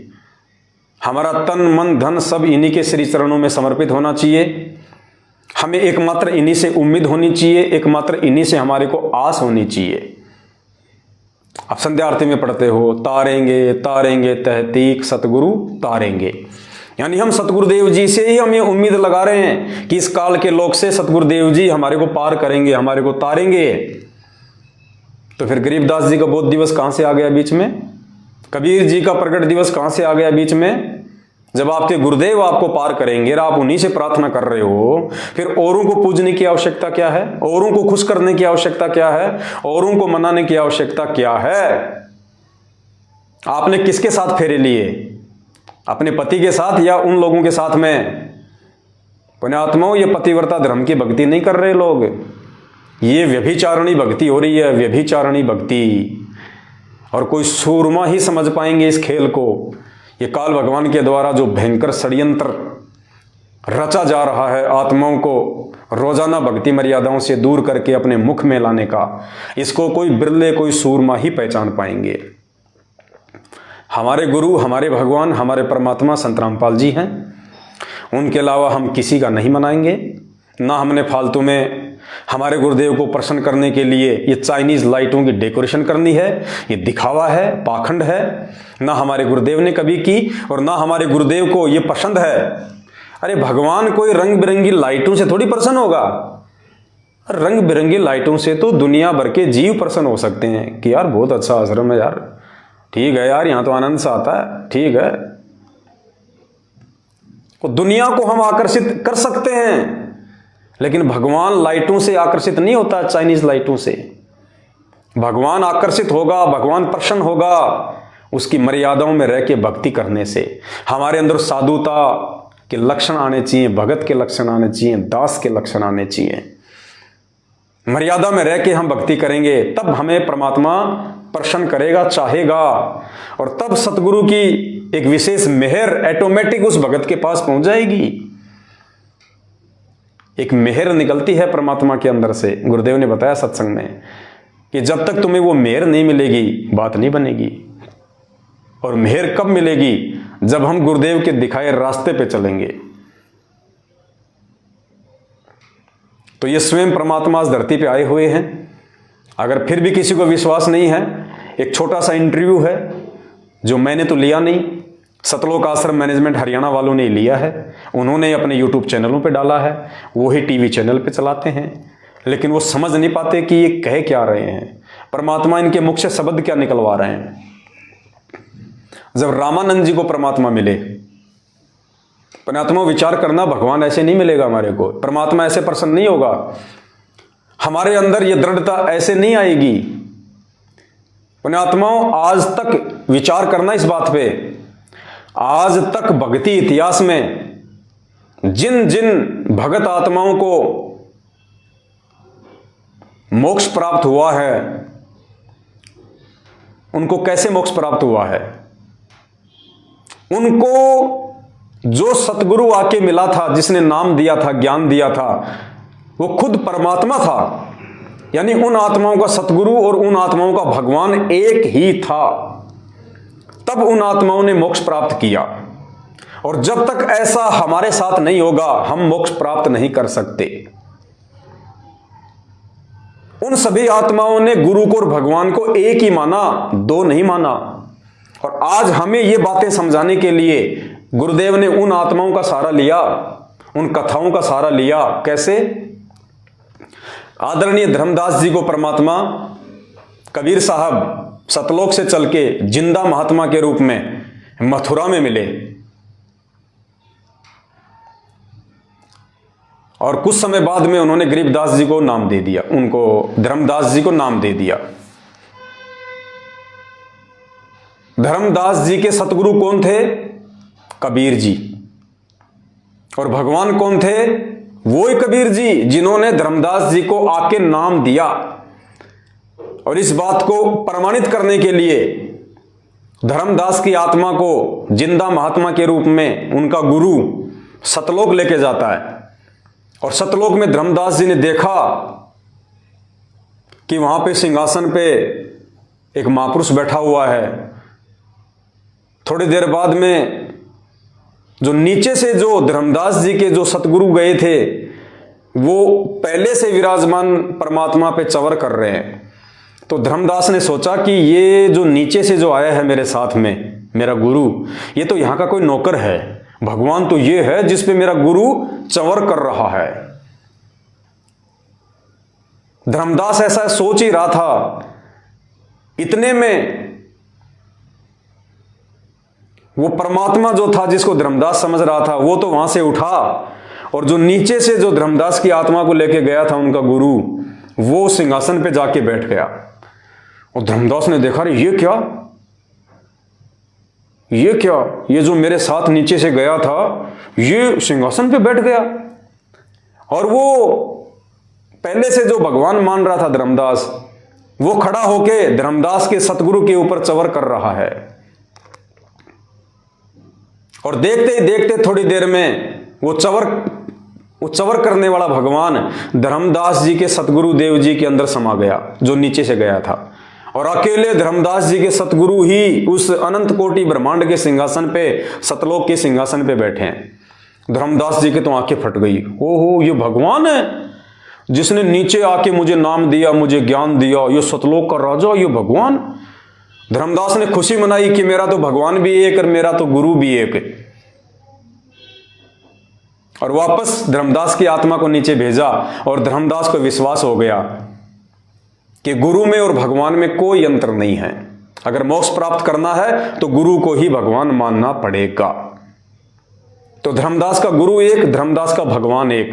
तब धर्मदास का मोक्ष हुआ। उसके बाद में आदरणीय गरीबदास जी महाराज, उनको नाम दीक्षा किसने दी? कबीर जी ने, सतगुरु के रूप में, नला नामक खेत में।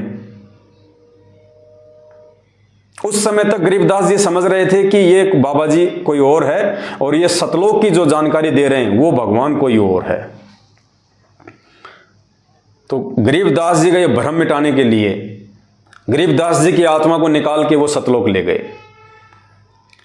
और वहां सेम टू सेम लीला गरीबदास जी के साथ हुई।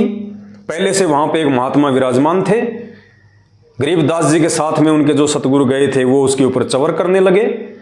तो गरीबदास जी ने सोचा कि भाई देखो, ये जो मेरे साथ में आया है ना, ये तो यहाँ का कोई नौकर है और भगवान तो ये है जो सिंहासन पे बैठा है, जिसको ये मेरे गुरुजी भी चवर कर रहे हैं। थोड़ी देर में वो महात्मा वहां से उठा, गरीबदास जी का गुरु सिंहासन पे बैठा और वो महात्मा गरीबदास जी के गुरुजी पे चवर कर रहे हैं।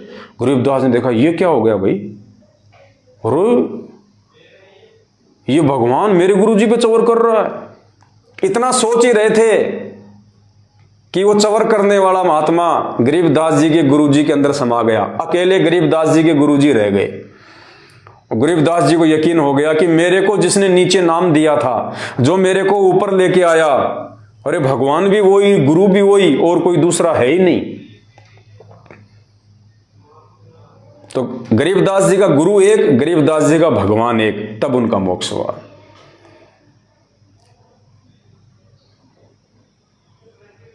दादू जी को परमात्मा मिले, सतगुरु रूप में आके नाम दिया, फिर उनकी आत्मा को सतलोक ले गए। उनके साथ भी सेम रिहर्सल हुई।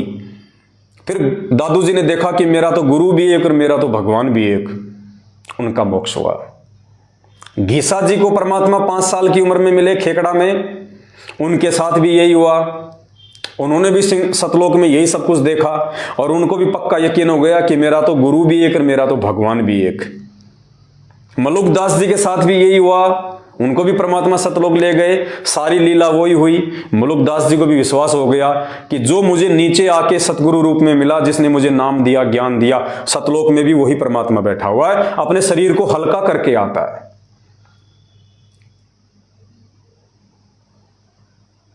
650 साल पहले काशी में पंडित रामानंद जी के साथ में भी परमात्मा ने यही किया। नीचे से उनकी आत्मा को ले गए, सारे ब्रह्मांड दिखाए, सतलोक में ले गए और सतलोक में सेम टू सेम यही लीला हुई।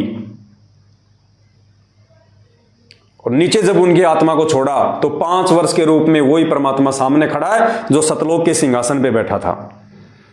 तो रामानंद जी को पक्का यकीन हो गया और रामानंद जी ने क्या कहा, दहू ठोर है एक तू, दहू ठोर है एक तू, कि परमात्मा दोनों जगह, ठोर मानी जगह और दहू मानी दो, दोनों जगह आप ही हो।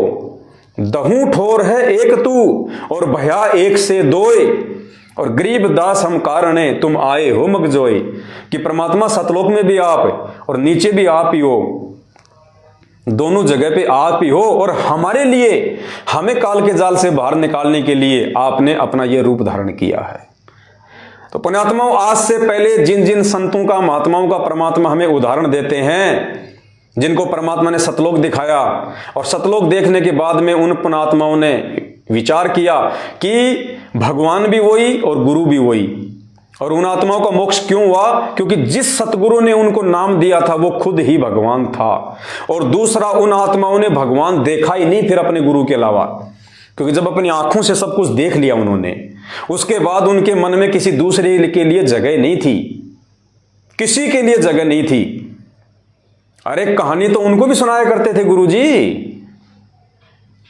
क्या धर्मदास जी को उन्होंने द्वापर में अपनी कथा नहीं सुनाई कि द्वापर में धर्मदास वो परमात्मा करुणा में ऋषि के रूप में आया था, त्रेता में वो परमात्मा मुनिंद्र ऋषि के रूप में आया था, और धर्मदास सतयुग में वो परमात्मा सत्सुकृत उनके नाम से आया था, और भाई इस कलयुग में मेरे को भेज दिया।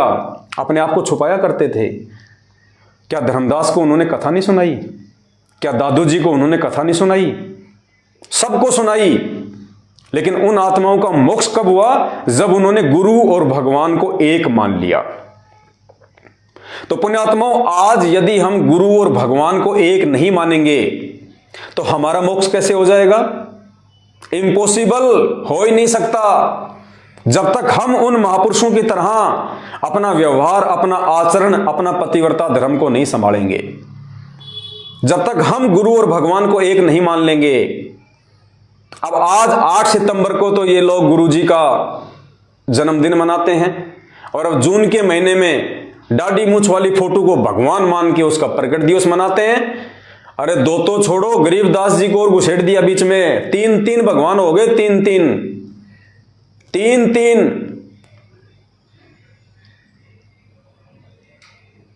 अरे क्या होगा भाई, हम किस दिशा में जा रहे हैं? अरे एक पैंट को एक ही आदमी पहन सकता है, 3-3 नहीं पहन सकते, 2 भी नहीं पहन पाएंगे ढंग से। पहन लिया तो वो ढंग से वो चल नहीं पाएंगे। अरे तुम किस रास्ते पे जा रहे हो बिचली पीढ़ी की हंस आत्माओं? तुम्हारे से तो सतगुरु रामपाल जी भगवान ने बहुत ज्यादा उम्मीद लगा रखी थी 650 साल पहले कि मैं नीचे जाऊंगा, उनको ज्ञान दूंगा, उनको शिक्षा दूंगा, अब की बार मेरे बच्चे भ्रमित नहीं होंगे और मेरे बच्चे गुरु और भगवान के भेद को मिटा देंगे मेरे ज्ञान से। अरे तुमने तो उल्टा परमात्मा की मुश्किलें बढ़ा दी। परमात्मा ने सोचा क्या था और तुम कर क्या रहे हो? तुमने तो 3-3 कसम बना लिए, 3-3 पति बना लिए, 3-3 परमात्मा बना लिए।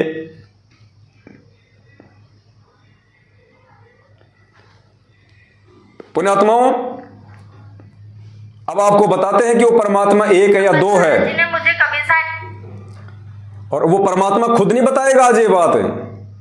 आज सतगुरु रामपाल जी भगवान वैसा ही बताएंगे जैसा वो पहले वाली आत्माओं को बताया करते थे। जैसा उन्होंने धर्मदास को बताया कि धर्मदास वो परमात्मा तो कोई और है, मैं तो उसका संदेशा लेके आया हूं। गरीबदास जी को भी ये कहते थे कि वो परमात्मा तो कोई और है, मैं तो उसका संदेशवाहक हूं। आज भी यही कह रहे हैं कि वो कबीर परमात्मा तो कोई और है, मैं तो उसका दास हूं, उसका संदेशवाहक हूं। लेकिन अपनी आत्माओं के माध्यम से परमात्मा संकेत भी करवा रहे हैं, हमारी आंखें भी खोल रहे हैं कि मैं उसका दास हूं या फिर ये पूरी दुनिया मेरी दास है। अब जो घटना उन पहले वाले महापुरुषों के साथ में घटी, जो सतलोक गए, अपनी आंखों से देखा कि सतलोक के सिंहासन पे केवल अंत में वो एक ही परमात्मा रह गया, वो घटना परमात्मा ने इस आत्मा को भी दिखाया। इस बहन की आत्मा को परमात्मा सतलोक लेके गए। सतलोक में परमात्मा ने वही रिहर्सल इस आत्मा को करवाई, दिखाई, फिर नीचे छोड़ा ताकि ये अपना इंटरव्यू देके और ज्ञानी आत्माओं के विश्वास को और ज्यादा जो है उदृढ़ कर दे। तो पुण्यात्माओं, ये विश्वास परमेश्वर साथ संगत से जुड़ी हुई आत्माओं का दृढ़ करवाने के लिए इस प्रकार के इंटरव्यू दिलवाते हैं। वरना जिसने इंटरव्यू दिया उसको भी नहीं पता कि मैं क्या बोल रही हूं। और जो लाखों लोग उन टीवी चैनलों पे इंटरव्यू सुनते हैं लेकिन मनमान आचरण कर रहे हैं, उनको नहीं पता कि बहन क्या बोल रही है, क्या शिक्षा दे रही है।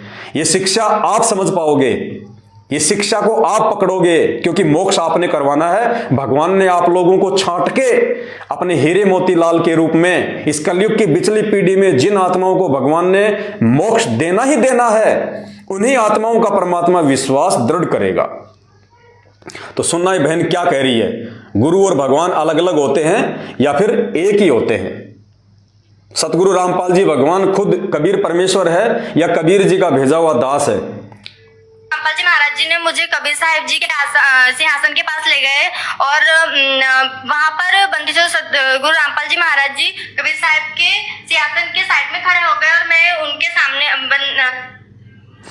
अच्छा, बहन को लेके कौन गया? संत रामपाल जी भगवान इनकी आत्मा को सतलोक के सिंहासन पे लेके गए। जैसे गरीबदास जी का गुरु लेके गया था, धर्मदास जी का गुरु लेके गया था, मलुकदास जी का गुरु लेके गया था, ऐसे इस बहन को भी इसका गुरु लेके गया संत रामपाल जी भगवान। और क्या दिखाया?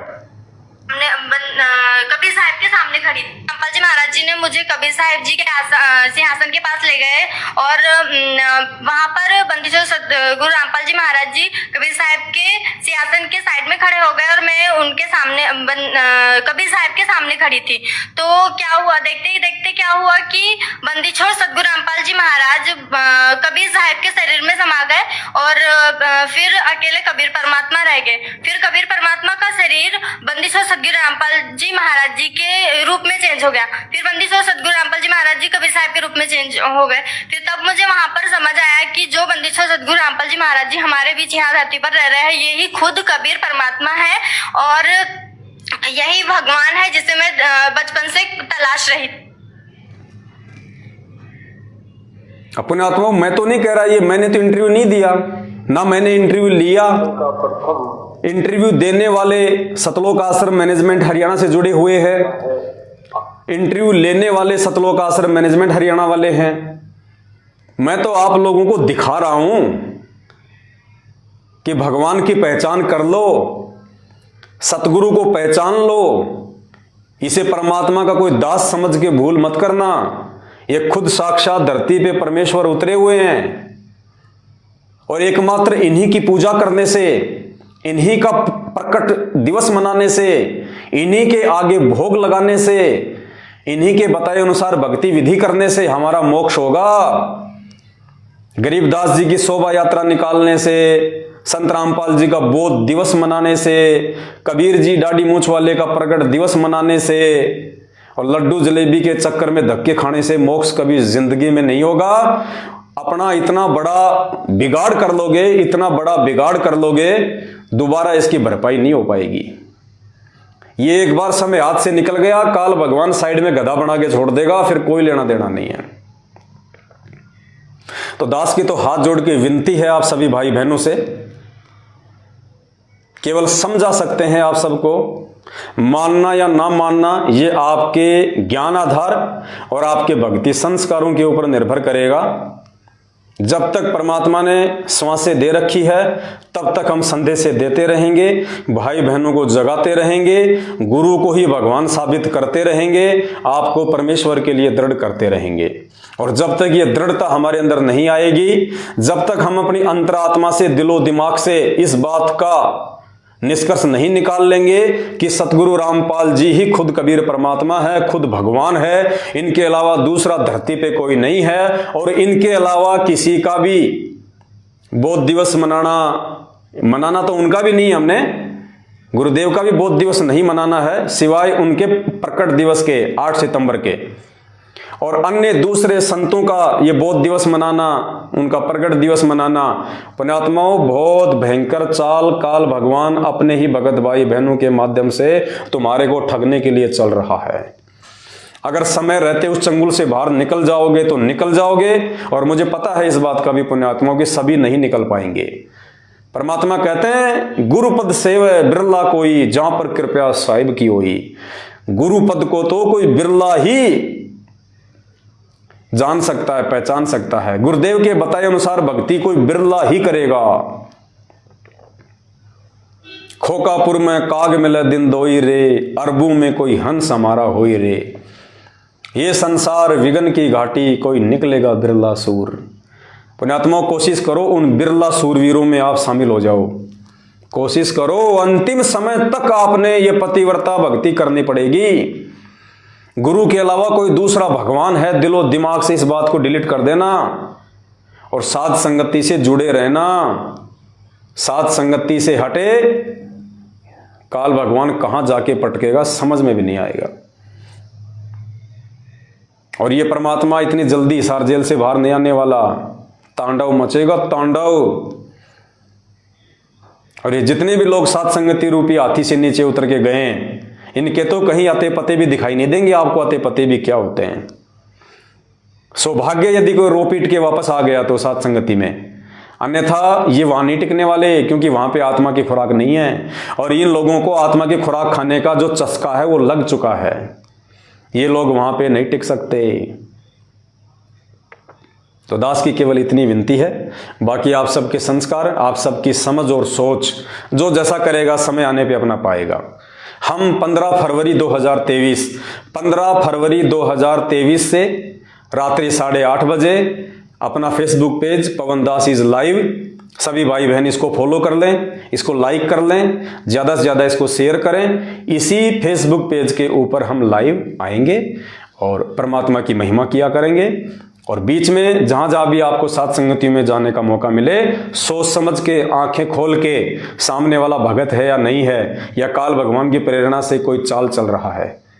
और जहां भी साथ संगति में जाओ, मैं पहले कह रहा हूं आपको, अगर आपको वहां पे साथ संगतियों के अनुसार नियम मर्यादा भक्ति दिखाई दे तो रुकना है, नहीं तो चाहे आपको रात को ही अपना थैला उठा के क्यों ना आना पड़े। देखो, छोटी छोटी बातों को लेके तो मनमुटाव करना नहीं है फालतू में किसी से, बाकी अगर तुम्हें ऐसी कोई क्रिया, कोई भक्ति विधि दिखाई दे, अगर वो अनजाने में कर रहा है तो उसको समझाओ। अगर फिर भी वो समझने का प्रयास नहीं करता है तो फिर चाहे रात को ही थैला उठा के क्यों ना पड़े, हमें उस जगह पे नहीं रुकना। जिस जगह पे भगवान का आशीर्वाद नहीं है उस जगह पे नहीं रुकना, इतना जरूर ध्यान रख लेना। बस दास की इतनी सी विनती है। बीच में फिर लाइव आएंगे, लेकिन 15 मार्च, दास ने 15 फरवरी बोल दिया ना, उसके लिए दास माफी चाहता है। 15 मार्च 2023, यानी ये जो महीना चल रहा है ना, इसी महीने में आज 1 मार्च है। हम 15 मार्च 2023 को रात्रि 8:30 बजे ज्ञान गंगा के ऊपर लाइव आएंगे, और बीच में यदि आवश्यकता पड़ी, कोई संदेशा सभी भाई बहनों को देना पड़ा तो हम जरूर देंगे। बस इतनी सी विनती है। कोई गलती हो तो दास को क्षमा करना। बंदी छोड़ सतगुरु रामपाल जी भगवान की जय हो।